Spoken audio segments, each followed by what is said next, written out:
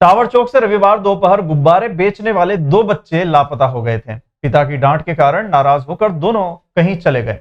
Police ने CCTV कैमरों की फुटेज की मदद से दोनों बच्चों को ढूंढ निकाला। दोनों बच्चे महाकाल भक्त निवास के समीप मिले हैं। टीआई योगेंद्र यादव ने बताया कि चिमनगंज थाने के समीप झुग्गी बस्ती में रहने वाले हटे सिंह और आरती बाई फ्रीगंज में गुब्बारे बेचने का काम करते हैं। दोनों के दो बच्चे, एक की उम्र 7 वर्ष और दूसरे की 9 वर्ष है। रविवार दोपहर टावर चौक पर गुब्बारे बेच रहे थे। उसी दौरान उनके पिता हटे सिंह ने किसी बात पर बच्चों को डांट दिया, जिससे बच्चे नाराज हो गए और दोनों वहां से पैदल ही कहीं निकल गए। माता पिता ने भी तलाश किया। काफी देर तक बच्चे नजर नहीं आए तो माता पिता ने उन्हें आसपास तलाश किया, लेकिन उनका कहीं भी पता नहीं चल सका। इसके बाद दोनों माधवनगर थाने पहुंचे। पुलिस ने मामले में अपहरण का केस दर्ज कर उनकी तलाश शुरू कर दी। सोमवार को सीसीटीवी कैमरों की फुटेज की मदद से पुलिस को दोनों बच्चे महाकाल भक्त निवास के आसपास होने की जानकारी मिली, जिसके बाद पुलिस टीम मौके पर पहुंची तो दोनों बच्चे वहां मिल गए। दोनों बच्चे सुरक्षित मिलने पर पुलिस ने राहत की सांस ली। दोनों बच्चे श्रद्धालुओं को तिलक लगाने का काम कर रहे थे। बच्चों को खाना आसपास की दुकानों से मिल गया। शनिवार के दिन अभी तो गुम हो गए थे। हम धंधे पानी पर चले गए थे, बच्चे गुम हो गए थे शनिवार के दिन। तो हमने भी ढूंढा, घर भी तलाश करा और यहाँ पर भी तलाश करा तो नहीं मिले। तो खेलते खेलते मिलते महाकाल चले गए थे। तो पुलिस ने भी रिपोर्ट करवाई, हमने पुलिस में रिपोर्ट करवाई माधवपुर नगर, वहाँ पर रिपोर्ट करवा के पुलिस ने भी बहुत ढूंढा। पुलिस ने भी बहुत मदद करी पुलिस वाले ने। बच्चे आज मिल गए हैं आपके दोनों, तो क्या बोलना चाहोगे पुलिस के बारे में? पुलिस के बहुत धन्यवाद हो गए, बच्चे मिल गए, मेरे दोनों बच्चे मिल गए। इस संबंध में थाना माधवनगर में अपराध पंजीबद्ध किया गया था। पुलिस को जैसे ही सूचना मिली थी तत्परता से सभी पुलिस टीमें हमारी जो है सभी थानों की इसमें बच्चों को ढूंढने में, दस्तयाब करने में प्रयासरत थी और ये लगातार प्रयास करने पे, जगह जगह पूछताछ करने पे, उनका फोटो वगैरह दिखा के जो है लोगों से पूछताछ करने पे, आपके थ्रू भी जो है इसमें लोगों से जानकारी देने के लिए अपील की गई थी और शहर के प्रबुद्ध नागरिकगणों में भी ने भी इसमें काफी सहयोग किया। इन सभी के सामूहिक प्रयासों से बच्चों को कल दस्तयाब किया गया है। खुशी खुशी उनके पेरेंट्स को उनको सौंपा गया है। तो कहाँ से मिले ये बच्चे? ये महाकाल क्षेत्र में भक्त निवास के आसपास थे, जहाँ पे जो है नागरिकों ने इनको देखा था और ये पहचान के आधार पर उन्होंने पुलिस से जानकारी साझा की थी। तत्पश्चात पुलिस ने जो है वहां पहुंचकर बच्चों को दस्तयाब किया। कैडीगेट रोड चौड़ीकरण के तहत बिजली के पोल लगाने को लेकर रहवासियों की गैलरी तोड़ने के मामले में मंगलवार को राजनीतिक तूल पकड़ लिया गया। कांग्रेस पार्षदों सहित समर्थकों ने हल्ला बोल आंदोलन शुरू किया, धरना देकर विरोध प्रदर्शन किया। नगर निगम द्वारा कैडीगेट से इमली तिराहा तक की रोड का चौड़ीकरण विरोध के भंवर से बाहर नहीं आ पा रहा है। धर्मस्थलों को हटाने को लेकर पहले जैन समाज के विरोध का सामना करना पड़ा और अब कांग्रेस ने धरना देकर विरोध का मोर्चा खोल दिया है। दरअसल रोड पर बिजली के पोल लगाने के लिए उन मकानों की गैलरियां तोड़ी जा रही है जो करीब 5 फीट बाहर है। इनमें से कुछ मकान राजनीति से जुड़े लोगों के भी हैं। इस कारण गैलरी तोड़ने का विरोध राजनीतिक तूल पकड़ता दिखाई दे रहा है। मंगलवार सुबह नेता प्रतिपक्ष रवि राय, पार्षद माया राजेश त्रिवेदी, पूर्व अध्यक्ष अनंत नारायण मीणा आदि ने बीच रोड पर बैठकर धरना दिया। इस दौरान जमकर नारेबाजी भी की।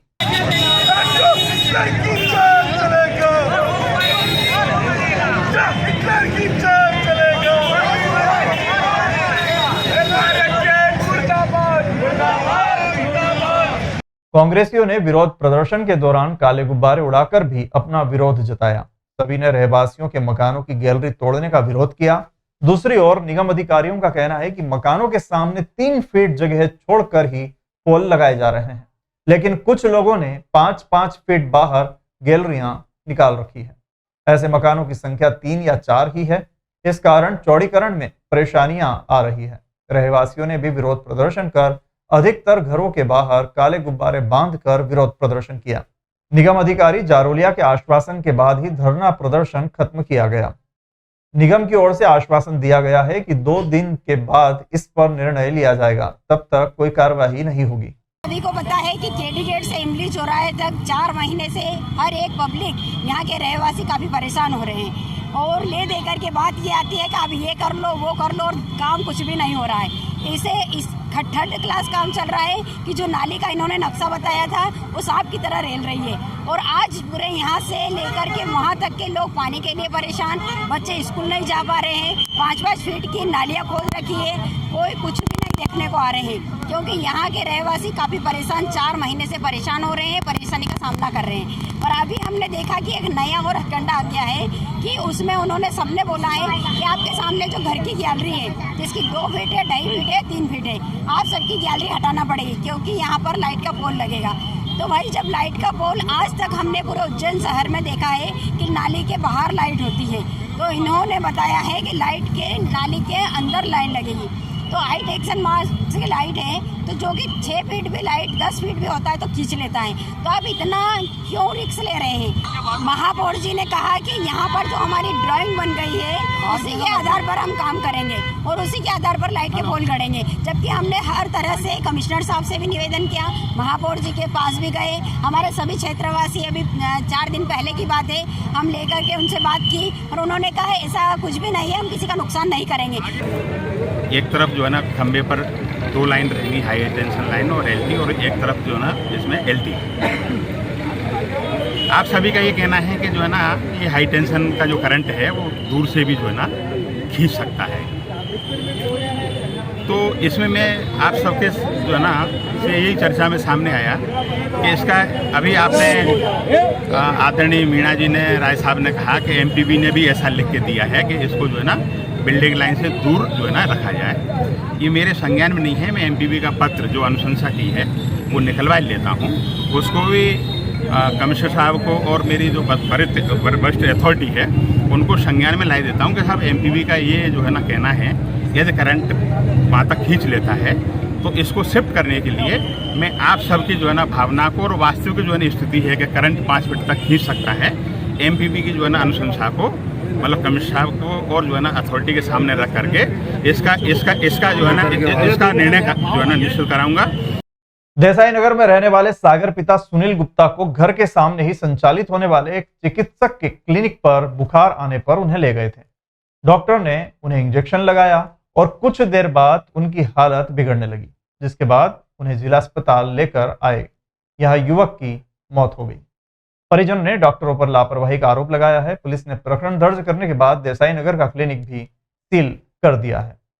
सर इनकी तबीयत खराब हुई थी, इनको सर्दी और खांसी थी, तो घर के सामने डॉक्टर है, डॉक्टर राहुल त्रिवेदी, उनके वहाँ ट्रीटमेंट के लिए गए थे तो उन्हें 2 इंजेक्शन लगाए। इनके शरीर में थोड़ी सी गर्मी टाइप बढ़ी इनको और इनको घबराहट हुई और एकदम इनको हॉस्पिटल लेके आए, यहाँ तो माधवनगर हॉस्पिटल तक लाए। रास्ते में तब तक उनकी डॉक्टर ने डेड घोषित कर दी। ये कल की घटना है, कल दोपहर करीब 2:30 बजे करीब, 2 बजे बताया था और 2:30-1 बजे करीब ऐसा एक्सपायर। अस्पताल में भर्ती नहीं कराया था, उनको केवल बताया था, तो उन्होंने 2 इंजेक्शन लगाए थे और जो इंजेक्शन लगाए थे उसका तो ध्यान नहीं है, बाकी वो इंजेक्शन के कारणवश उनकी डेथ हो गई है। ये रात का घटनाक्रम में सागर नाम की व्यक्ति की अचानक मौत हुई। बताया जा रहा है कि सामने एक क्लिनिक है, झोला छाप जिसको हम बोलते हैं, उसने उसको इंजेक्शन लगाया, उसके आधे घंटे बाद से मृत्यु हुई। ये डॉक्टर कहाँ पर था, कितने समय से कर रहा था? और ये डॉक्टर के पिताजी प्रैक्टिस करते थे, उनके हाथ से भी 2 मौत हो चुकी है और 6 महीने की सजा कर चुके हैं। उसके बाद उनके बेटे वहाँ बैठे, बेटे के द्वारा ये नियमित चलाया जा रहा है कि किसी का हाथ इन्फेक्शन होता है, किसी का पैर इन्फेक्शन होता है, क्या है सरकार को इसमें एक्शन देना चाहिए। इस तरह के झोला छाप डॉक्टर की जांच की जाए कि इनकी डिग्री असली है कि नकली है। क्या है कि अपन जान नहीं करते, फिर आम जनता को परेशानी होती है, लोग अपनी जान से आते हैं। हाँ, इस संबंध में ऐसी जानकारी जो है प्राप्त हुई थी और थाने में भी इस आशय की मृतक के परिवार वालों द्वारा शिकायत प्रस्तुत किया गया है। इस संबंध में जो है मर्ग कायम किया गया है, इसकी जांच की जा रही है। जो भी फैक्ट सामने आएंगे उसके अनुसार कार्रवाई की जाएगी। कौन है क्लिनिक वाला? डॉक्टर त्रिवेदी हैं, जिनके बारे में विस्तृत जानकारी बुलाई जा रही है। अगर सर सत्यता पाई जाएगी फिर? हाँ बिल्कुल, जैसा मैंने आपको कहा कि सारे फैक्ट्स का जो है परीक्षण होगा और जो वैधानिक कार्रवाई रहेगी वो बिल्कुल इनिशिएट होगी। कोलकाता पश्चिम बंगाल की रहने वाली 35 वर्षीय रंजिता प्रामाणिक की दुख भरी कहानी सुनकर आप लोगों की आंखों में से आंसू निकल आएंगे। दरअसल रंजिता प्रामाणिक की बस इतनी सी गलती थी कि वो पश्चिम बंगाल की कोलकाता में ममता बनर्जी के शासनकाल में भाजपा महिला मोर्चा की कार्यकर्ता थी और पश्चिम बंगाल में भाजपा व हिंदुत्व का प्रचार करती थी, जिसकी वजह से वो काफी मशहूर भी हो गई। लेकिन ममता बनर्जी की टीएमसी पार्टी के कार्यकर्ताओं को ये बात रास नहीं आई और 2019 में रंजिता के ऊपर उन लोगों ने एसिड अटैक कर दिया, जिसके कारण रंजिता का शरीर भी काफी खराब हो गया और उसके बाद भी उन लोगों का मन नहीं भरा तो रंजिता का मकान तुड़वा कर रख दिया और दर दर भटकने पर मजबूर कर दिया। उनका पूरा परिवार प्रयागराज, वृंदावन, बागेश्वर धाम भटकते हुए उज्जैन में पिछले 3 महीने से आरडी मेडिकल कॉलेज व अब जिला चिकित्सालय में रंजिता का इलाज करवा रहा है। 2019 में मैं पश्चिम बंगाल का हूँ। 2019 में मेरे ऊपर एसिड अटैक हुआ है। वो केस मैंने किया था, उधर बैंक्शल कोर्ट में भी किया था केस। उन्होंने पश्चिम बंगाल का मुख्यमंत्री, उनका नाम ले सकती हूँ, मुख्यमंत्री ममता बनर्जी, मैं बीजेपी महिला मोर्चा करती थी, सनातन धर्म का प्रचार करती थी, बेटी बचाओ बेटी पढ़ाओ, मेरा देश बदल रहा है, आगे बढ़ रहा है, भारत माता की तस्वीर, ये सब जोगी जी के पेंटिंग बनाती थी, यूट्यूब में प्रचार करती थी। इसलिए और मेरे ऊपर 2019 में एसिड अटैक हुआ है, यूरिक एसिड अटैक हुआ है, पीछ मुंह बच गया, सिर्फ स्पाइनल कॉर्ड में लगा है जोर से, इसलिए मेरा निचला हिस्सा में विकलांग बन गई। वो कौन लोग हैं जिन्होंने आपके साथ में ये सब करने की कोशिश की थी? मैं बीजेपी महिला मोर्चा करती थी और वो टीएमसी वाले थे, जिहादी थे, उनका पोसा हुआ गुंडा था। किस प्रकार की धमकियां देते हैं आपको? कहाँ से वहाँ आप आए, यहाँ आए? उधर मैं केस किया था तो वो केस बैंक्शल कोर्ट में भी गया था, तो उधर का पुलिस आके बोला कि तुम केस हटा लो, नहीं तो तुम्हारा पापा और भैया बाहर जाते तुमको रेप कर देंगे। फिर कोरोना के टाइम में हमारा पापा और भैया का सुनार का दुकान था, वो सुनार का मेकिंग करते थे, वो कोरोना के टाइम में दुकान तोड़ दिया, घर बार आधा तोड़ दिया, घर में लोग घुसा दिया और बोलते हैं जो नमाज पढ़ेगा, जो हमें पॉलिथीन के पैकेट में पका हुआ चावल और सब्जी देख के वीडियो बना लेता था। रंजिता के भाई रंजन प्रमाणिक ने जानकारी देते हुए बताया कि उनकी बहन व उसके परिवार के साथ में बहुत बुरा हुआ है और वो लोग जब से ही मदद के लिए दर दर भटक रहे हैं। भाजपा से बिलोंग करने के कारण हम लोग चाहते हैं कि मध्य प्रदेश सरकार व आम सामाजिक संस्थाएं उनकी मदद करें और उनकी बहन का उपचार करवा दे और रहने के लिए कोई घर दिलवा दे ताकि वहां रहकर वो अपना जीवन यापन कर सके। जी, हम लोग बजरंग दल के थे और मेरा बहन भारतीय जनता पार्टी का काम करता था। वो टी शर्ट में पेंटिंग बनाता था। इसका यही दोष था कि वो सनातन धर्म का प्रचार करता था, इसीलिए पश्चिम बंगाल में टीएमसी वाले ममता बनर्जी के कुछ गुंडे ने मेरे बहन के ऊपर रेप करने की कोशिश की और घर बार पूरा तोड़ दिया गया। हमको भी लाइट पोस्ट में बांध के पीटा गया, इसलिए हम लोग पश्चिम बंगाल छोड़ के आए। कितने सालों से भागते हुए आ रहे हैं? हम लोग 2021 से भागे, अभी 2023 से करीब 2 साल हो गया, 2 साल 2-3 महीने। जिंदा जलाने की भी बात सामने? हाँ, मेरे अगर हम लोग नहीं जाते तो चले जाते तो जिंदा जला दिया जाता, क्योंकि वो वहाँ पे बहुत सारे सेकुलर हिंदू भी है जो लोग वो गोमांस खा लेते हैं, लेकिन हम लोग सनातन धर्म बहुत, हमारा छोटी उम्र में दीक्षा हो गया, हम लोग मांस मछली प्याज लहसुन भी नहीं खाते हैं। आरडी गाड़ी में जो आपके साथ हम लोग आरडी गाड़ी में थे, तो लेकिन सेवाधाम में जब उज्जैन में आए, सेवाधाम में थे, तो सेवाधाम में वहाँ पे कुछ कांग्रेस लोगों ने बोला, वहाँ पे इफ्तार पार्टी मनाया जाता था, तो हम लोग वहाँ पे उसका विरोध किया, तो उसका वीडियो भी हमारे पास है। तो इसलिए हम लोग बोले कि हम लोग सरकार से मदद चाहते हैं और आरडी गाड़ी में दवाई फ्री, जांचें फ्री कर गया था, लेकिन दवाई के लिए हमारे पास कुछ पैसा भी नहीं था। मेरा बहन वीडियो एक बनाया कि हम लोग पश्चिम बंगाल से आए हैं तो हमारे कुछ मदद करे। जब से ये वीडियो बनाया गया तुरंत मेरा बहन का हाथ में सलाइन चल रहा था, तो उसे हम लोगों को डिस्चार्ज करा दिया गया। विलुप्त होते कुओं को बचा रहे हैं उज्जैन के रिटायर्ड शिक्षक। रोजाना दाना डालते हैं। 700 से ज्यादा कुएं रोज इकट्ठा होते हैं। देश भर में श्राद्ध पक्ष चल रहा है। इस दौरान लोग अपने पूर्वजों को याद करते हैं और यज्ञ करते हैं और कुओं को अन्न जल अर्पित करते हैं। दरअसल कौवे को यम का प्रतीक माना जाता है। हिंदू पुराणों के अनुसार अगर श्राद्ध का भोजन ग्रहण कर ले तो पितरों की आत्मा को शांति मिलती है। उज्जैन के अशोक कुमार दुबे, जो पेशे से एक रिटायर्ड टीचर हैं, वह न केवल श्राद्ध पक्ष में बल्कि रोजाना कौओं को दाना खिलाते हैं। इसके पीछे उनका उद्देश्य कौओं का श्राद्ध का भोजन ग्रहण करना है। अगर कौवे श्राद्ध का भोजन ग्रहण कर लेते हैं तो पितरों की आत्मा को शांति मिलती है। उज्जैन के अशोक कुमार दुबे, जो पेशे से एक रिटायर्ड टीचर हैं, वह न केवल श्राद्ध पक्ष में बल्कि रोजाना कुओं को दाना डालते हैं। इसके पीछे उनका उद्देश्य कौओं की विलुप्त हो रही प्रजाति को बचाना है।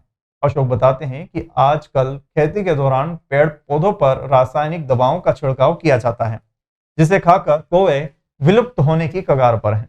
अशोक कुमार दुबे की माने तो वे कई सालों से रोजाना कुओं को दाना पानी दे रहे हैं। इसी दाना पानी के लिए उनके पास रोजाना 500 से 700 कौवे आते हैं। वास्तव में पितृपक्ष में कौवों का बड़ा महत्व होता है। हमारे भारतीय पुराणों में ऐसा बताया गया है कि पितृपक्ष के अंदर श्राद्ध के अंतर्गत जो लोग कौवों को खिलाते हैं उनको विशेष रूप से बड़ा महत्व प्रदान होता है। ऐसा माना जाता है कि पितर लोग अपने भूलोक में घूमने के लिए और बच्चों को और अपने परिवार वालों को सबको आशीर्वाद देने के लिए वो लोग आते हैं। इसलिए खास करके इन दिनों में और भी महत्व बढ़ जाता है कौवों को भोजन कराने का, कागल का। ये सब हमारी भारतीय संस्कृति के अंतर्गत बताया गया है। यहाँ तकरीबन करीब अपने 500-700 कौवे रोज आ जाते हैं प्रतिदिन, और उस हिसाब से हम उनका काम करते हैं। मैं और मेरे मित्र हैं मिस्टर जांगले, मैं और दोनों मिलके हम इन कौवों को चुगाते हैं। मैं अगर नहीं रहता हूँ तो मेरी अनुपस्थिति में जांगले जी इस बात का पूरा ख्याल रखते हैं। कौवों का आने का टाइम फिक्स है, वो 6:30 से 6:45 के बीच में ही आते हैं और रोज प्रतिदिन आते हैं, चले जाते हैं। करीब 10 महीने तक कौवे यहाँ निवास करते हैं। गर्मी का सीजन जब आता है तभी चले जाते हैं इधर उधर। हमारे यहाँ पे कई प्रकार की प्रजातियाँ पक्षियों की लुप्त हो रही हैं, और उसके अंतर्गत कौवा भी एक विशेष प्रकार की प्रजाति है जो भारतीय संस्कृति का बड़ा माना जाता है। काग के भाग बड़े सजनी हरि हाथ सो ले गए माखन रोटी, बड़ा उसको वो माना जाता है। और इतनी जोरदार व्यवस्थाओं के अंतर्गत होते हुए भी वो सारी बातों में कौवा जो रहता है उसके लिए लोगों को ये चाहिए कि उसको अपनी रक्षा करें, उसके लिए कुछ इस प्रकार की व्यवस्थाएं बनाएं ताकि वो गर्मी के दिनों में भी आसानी से रह सकें। उनके खाने पीने की व्यवस्था करवाएं। यहाँ करीब हम 5 साल से लगातार व्यवस्था कर रहे हैं। मैं, मेरे मित्र मिस्टर जांगले हैं, शंकर राव जी जांगले, और ये हमारे भाई हैं मजदूर अपने विजय जी, ये भी अपने पैसों में से पैसा निकाल करके भी खिलाता है। हम लोग यहाँ चावल इकट्ठा करते हैं, प्रतिदिन 8-10 किलो चावल प्रतिदिन लगता है और उसको यहाँ पे खिलाते हैं। बराबर राइट टाइम आते हैं कौवे और आके जाते हैं। हमारा सब साथियों से यही निवेदन है कि हमको अपने इन चीज़ों के अंतर्गत पक्षियों के लिए ये व्यवस्था करना है कि ये बहुत ही कम बच्चे हैं, विलुप्त होती जा रही है प्रजाति। ऐसा नहीं हो कि हम इनको जिस प्रकार से शहरों की व्यवस्था की जा रही है और अन्य प्रकार की चीज़ों पर हम ध्यान देते हैं, उनके लिए हम कई अभयारण्य, कई घना सेंचुरीज और ये सब बना रहे हैं वन्य प्राणियों के लिए। हमें हमारी इस विलुप्त होती हुई प्रजाति के लिए भी विशेष रूप से ध्यान करके, मैं आपके माध्यम से यही कहना चाहूँगा कि आपने बड़ा प्रयास किया है, इस ओर ध्यान दिया है, ये बहुत महत्वपूर्ण बात है। आजकल किसी को इतनी फिक्र नहीं है, पत्रकार लोग भी अपने और अन्य कार्यों में व्यस्त रहते हैं, लेकिन आपने जिस माध्यम से इस पे सोचा है विलुप्त प्रजाति के बारे में, तो इसके लिए आपको भी बहुत बहुत धन्यवाद। आप पधारे हैं उसके लिए हम धन्यवाद, हृदय से आभार करते हैं। श्री महाकालेश्वर मंदिर के बाद श्री मंगलनाथ मंदिर दूसरा ऐसा मंदिर है जहां 2 महीने के दौरान रिकॉर्ड आई हुई है। यह आय मंदिर समिति द्वारा विभिन्न पूजा के लिए काटी जाने वाली शासकीय रसीदों व मंदिर में लगी भेंट पेटी से प्राप्त हुई है। श्री महाकालेश्वर मंदिर परिसर का विस्तारीकरण होने और श्री महाकाल महालोक के शुभारंभ के बाद देश विदेश से श्रद्धालु शहर पहुंच रहे हैं। ऐसे में बड़ी संख्या में श्रद्धालु महामंगल के स्थान श्री मंगलनाथ मंदिर पर दर्शन के लिए भी पहुंचते हैं। श्रद्धालुओं द्वारा मंदिर में भात पूजन, काल सर्प दोष, अर्क विवाह, कुंभ विवाह, श्रापित दोष तथा अंगारक दोष आदि के लिए प्रतिदिन मंदिर के पंडितों के माध्यम से पूजन करवाई जाती है।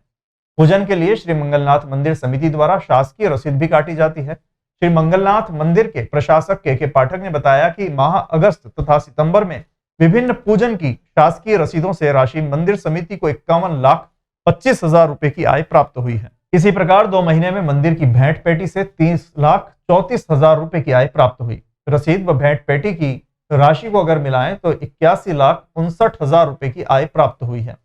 गौरतलब है कि कलेक्टर कुमार पुरुषोत्तम के नेतृत्व में एसडीएम लक्ष्मी नारायण गर्ग के मार्गदर्शन में मंदिर में निर्माण व विकास कार्य भी तेजी से चल रहे हैं। श्री महाकालेश्वर मंदिर के पीछे निर्मित श्री महाकाल महालोक के निर्माण के बाद देश भर के श्रद्धालु उज्जैन पहुंच रहे हैं। श्रद्धालु भगवान महाकाल के दर्शन के साथ ही मंगल देव भगवान श्री मंगलनाथ के मंदिर भी आ रहे हैं। यहाँ पर खासकर मंगल दोष निवारण के लिए भात पूजा का विधान है, लिहाजा बड़ी संख्या में श्रद्धालु पूजन कराते हैं। मंदिर समिति द्वारा पूजन के लिए रसीद भी काटी जाती है। प्रशासक पाठक का कहना है कि अवकाश के दिन और मंगलवार के दिन तो सामान्य में करीब 50,000 श्रद्धालु दर्शन पूजन के लिए पहुंचते हैं। श्री मंगलनाथ मंदिर समिति द्वारा सामान्य भात पूजा के लिए 150 रुपए, भात पूजा व नवग्रह पूजा के लिए 200 रुपए, भात पूजा पंचांग कर्म के साथ 500 रुपए और भात पूजा जप सहित कराने पर शासकीय रसीद 1100 रुपए की काटी जाती है।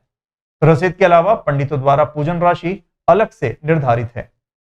भगवान श्री मंगलनाथ जी के मंदिर पर माह अगस्त और सितंबर में शासकीय रसीदों से जो है 51,25,000 की आय जो है मंदिर समिति को प्राप्त हुई। भेंट पेटी इसी प्रकार से आप भेंट पेटी का भी देखोगे, दान पेटी में जो है श्रद्धालुओं के द्वारा जो राशि डाली गई है 2 माह में वो 30,34,000 के लगभग। बड़ी संख्या में यहाँ मंगलवार को श्रद्धालु पहुंचते हैं, तो क्या इस बार श्रद्धालु बढ़ते जा रहे हैं? ये बाबा महाकाल का जो महाकाल लोक का जो लोकार्पण हुआ है उससे देश विदेश से काफी श्रद्धालु लोग यहाँ पर आते हैं और वो ज्योतिर्लिंग बाबा महाकाल के बाद जो मंगलनाथ मंदिर में सबसे ज्यादा दर्शनार्थियों की संख्या में इजाफा हुआ है। ये एक रोजगार के हिसाब से बहुत अच्छा वो है और सभी लोगों को रोजगार मिल रहा है, ऑटो वालों को मिल रहा है, फूल डलिया वालों को मिल रहा है, ये लोग भी अपनी घर गृहस्थी चला रहे हैं। प्रधानमंत्री नरेंद्र मोदी ने सोमवार को ग्वालियर में 19,000 करोड़ के विभिन्न विकास कार्यों का लोकार्पण एवं शिलान्यास किया। इनमें उज्जैन डीएमआईसी विक्रम उद्योगपुरी क्षेत्र का वर्चुअल लोकार्पण भी शामिल है। विक्रम उद्योगपुरी 1100 एकड़ में विकसित की गई है, जिसमें औद्योगिक प्रयोजन की 417.38 एकड़ में से 364 एकड़ भूमि आवंटित की जा चुकी है। उद्योगपुरी में 4,216 करोड़ का प्रस्तावित निवेश आना है। वर्तमान में 2,000 करोड़ रुपए का निवेश आ चुका है। इससे 11,536 रोजगार का सृजन होगा। प्रधानमंत्री नरेंद्र मोदी ने कहा कि हमारा लक्ष्य है कि हम मध्य प्रदेश को देश के टॉप 3 राज्य में अग्रणी राज्य बनाएं। मध्य प्रदेश व भारत को विकसित एवं अग्रणी राज्य बनाने का दायित्व हम सबके कंधों पर है। कोई सरकार एक साल में जितने लोकार्पण एवं शिलान्यास के कार्य करने की सामर्थ्यता रखती है, वो है हमारी सरकार। हमारी सरकार ने वे सब कार्य एक दिन में करके दिखाए हैं। कार्यक्रम में उपस्थित मध्य प्रदेश सरकार के उच्च शिक्षा मंत्री डॉक्टर मोहन यादव मौजूद रहे। उन्होंने मीडिया से चर्चा में कहा कि विक्रम नगर उद्योगपुरी के लोकार्पण के बाद उद्योग में क्रांति आएगी। उज्जैन से कई लोगों को रोजगार मिलेगा। कार्यकारी संचालक एमपीआईडीसी राजेश राठौर ने बताया कि विक्रम उद्योगपुरी क्षेत्र में भारत सरकार की रसायन एवं उर्वरक मंत्रालय और औषधीय विभाग के सहयोग से मेडिकल डिवाइस पार्क भी विकसित किया जा रहा है। वर्तमान में कुल 39 इकाइयों की 363.87 हेक्टेयर भूमि औद्योगिक प्रयोजन हेतु आवंटित की जा चुकी है, जिसमें से लगभग 4,200 करोड़ का निवेश प्रस्तावित है। इससे भी सत्ता भूखे कुछ लोगों के पेट में दर्द हो रहा है। मेरे परिवारजनों,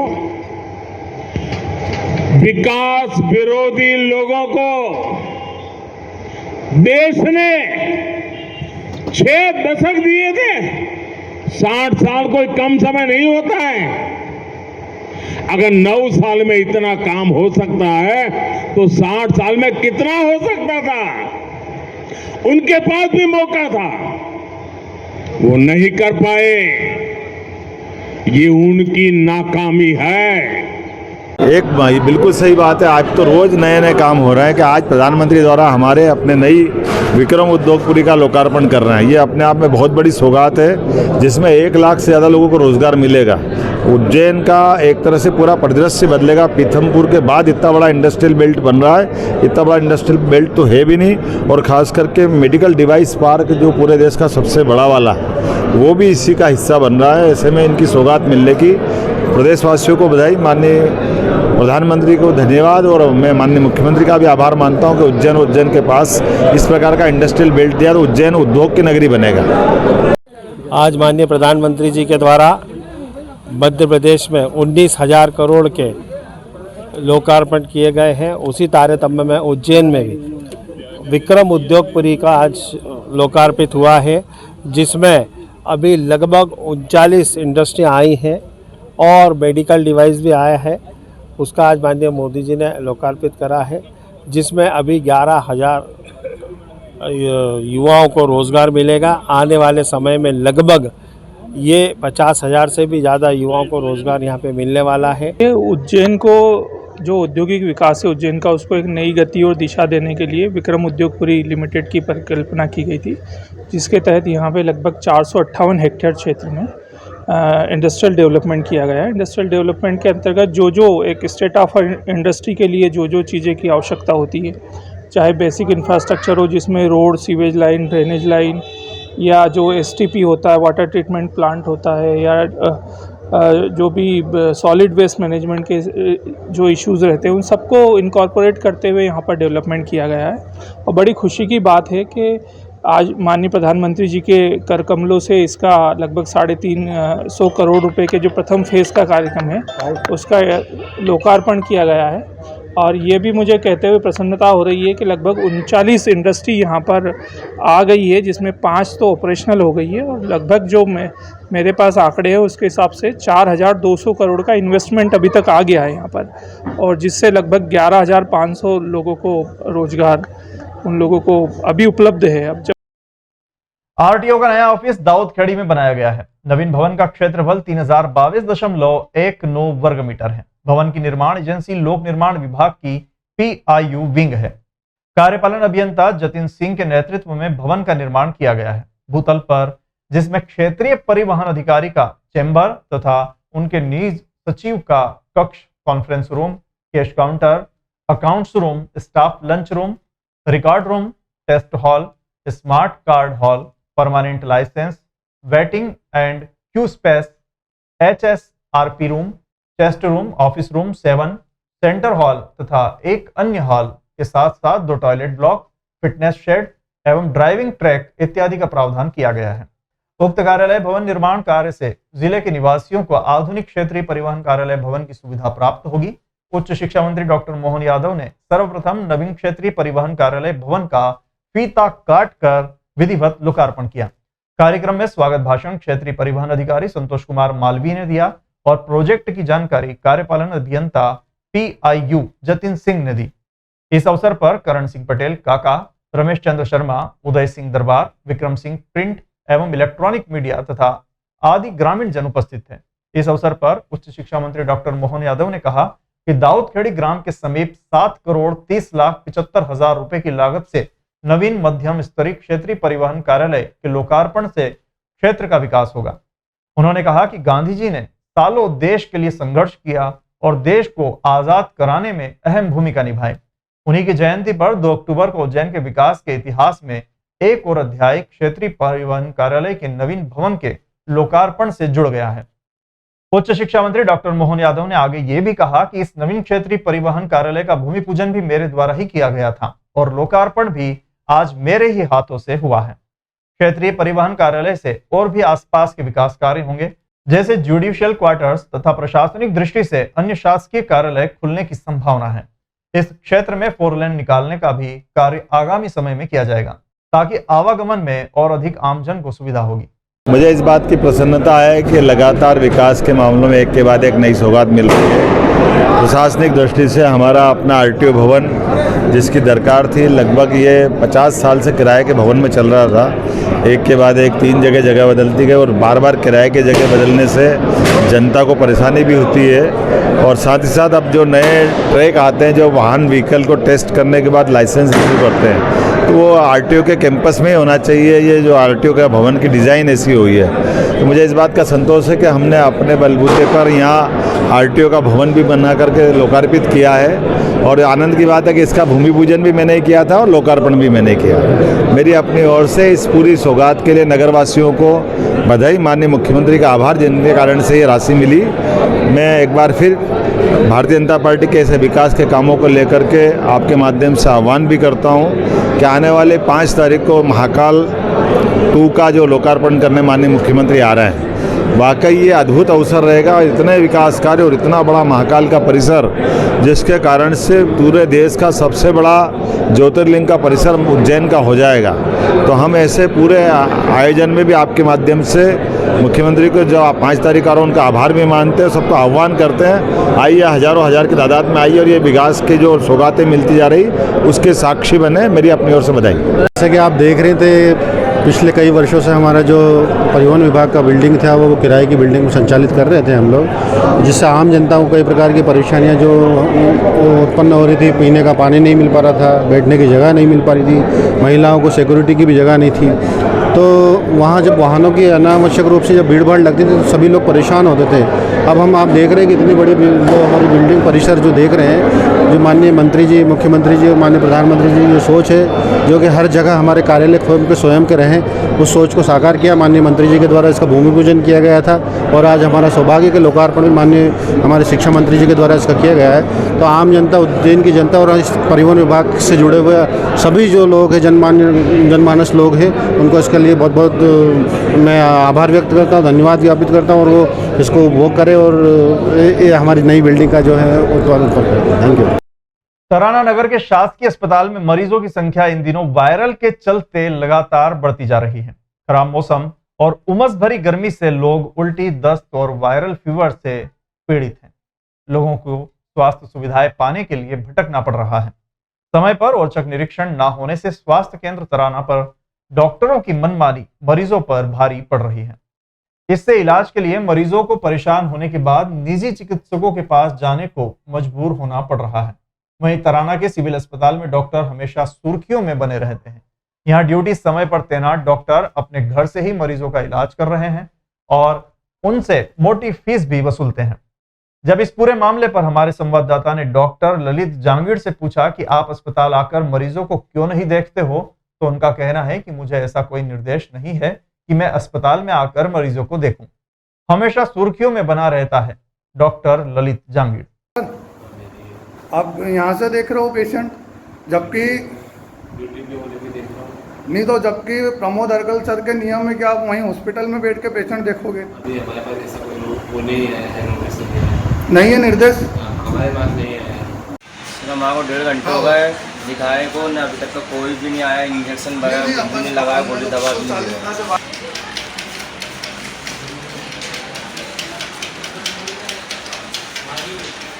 पैसे कितने मांगी थी? बोली हर वक्त ले तो हम लोग 200 रुपये दिए।